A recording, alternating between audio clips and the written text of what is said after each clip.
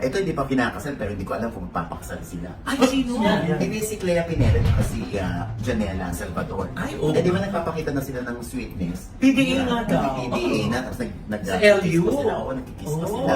Oh. Oo, medyo, yung mga taga-LGBTQ, syempre tuwan-tuwa yan. Yes. Yung iba hindi pa rin matanggap eh. Na, sandali, bakit dumating na sa ganung point si Janela?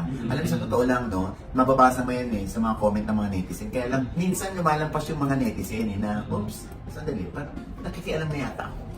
Eh, kaligayahan naman yun nung tao, hindi pa. Yes, oo. Ngayon, kung ipinopost man nila ito, happy sila na ipinopost ito. At kumbaga, iniyayabang nila, pinagmamalaki na nila na sila yung masaya. Yes. Diba? Proud. Oo. Oo. Out and proud. Kung tama, lagi yung sinasabi namin, wala nang natatapakan ibang tao. Tama. May natapakan ba sila nung nag-kiss sila? Wala naman, di ba? Eh kung nakatapak sila mamali, hindi aari syempre. Hindi oo.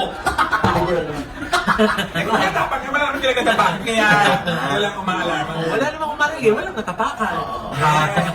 Pero nabasa ko din yan, dito ka Mamalay sa mga comment ng netizen, kasi nagagandahan sila sa dalawang couple.